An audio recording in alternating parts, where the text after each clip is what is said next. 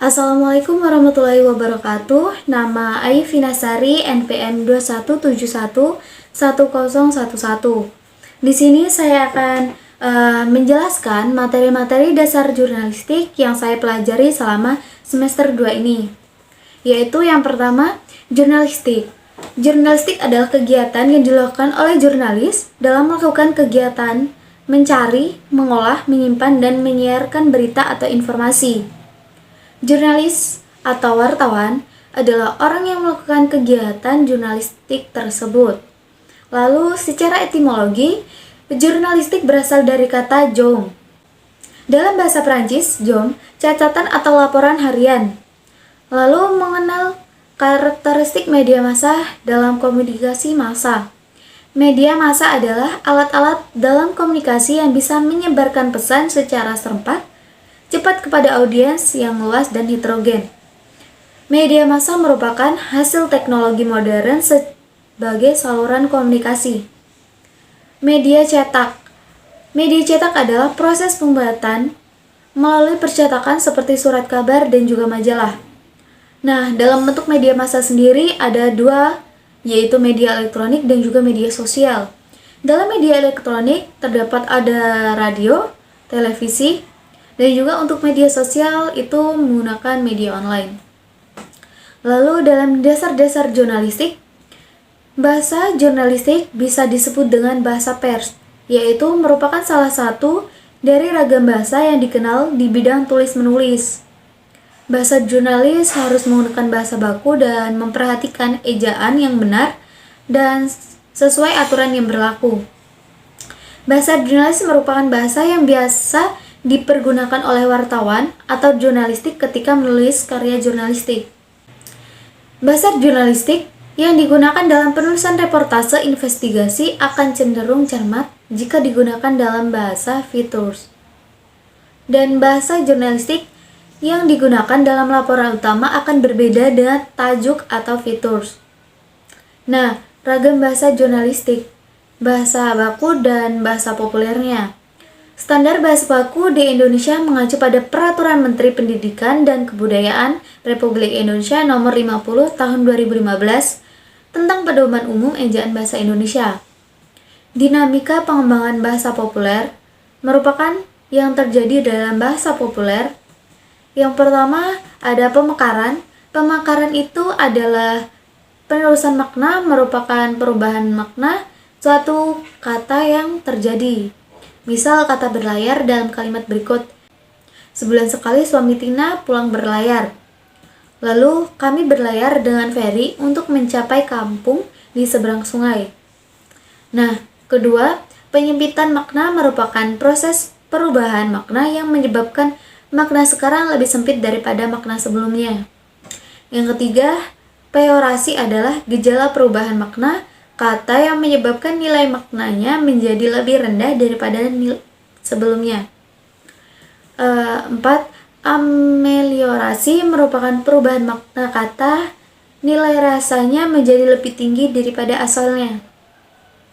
Dan kelima, sinestesia merupakan perubahan makna yang disebabkan oleh pertukaran tanggapan antara dua indera yang berlebihan.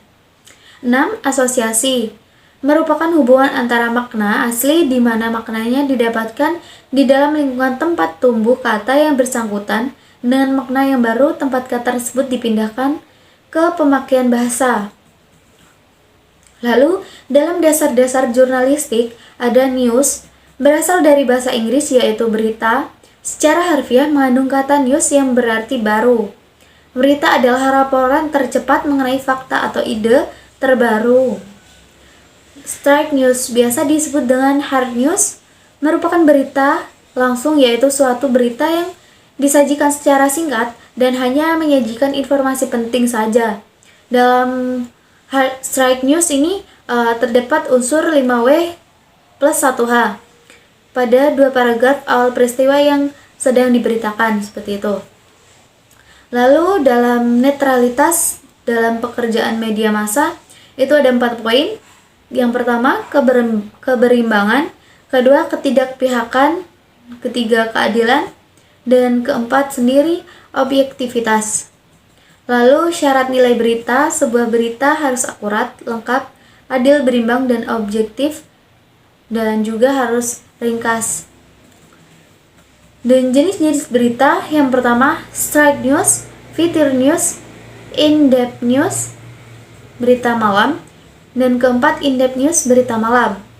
Liputan pendek adalah langkah pertama seorang dalam melakukan jurnalisme. Jurnalisme memiliki konsep dasar yang disebut piramida terbalik. Melakukan liputan atau reporting pada dasarnya adalah kegiatan pengumpulan data yang terbagi menjadi dua, yaitu wawancara dan juga observasi. Target liputan adalah peristiwa atau rangkaian peristiwa dan tanggapan orang-orang terhadapnya. Lalu satu hal yang penting dalam proses liputan itu adalah kita harus memiliki sikap spektif tetapi tidak sinis terhadap pernyataan atau fakta sumber. Lalu sikap spektisme itu gimana gitu kan? Akan membantu kita untuk mengajukan pertanyaan yang lebih baik kepada narasumber. Nah, untuk peran jurnalis seperti ini, kita membutuhkan etika. Etika dibutuhkan pada saat seorang menghadapi dilema etis, yakni ketika harus memilih satu dari dua atau beberapa pilihan yang dianggap sama benar. Ketika etika berbeda dengan hukum menetapkan standar minimal berlaku ketika memberikan standar yang lebih atau yang lebih diharapkan demi kemanusiaan.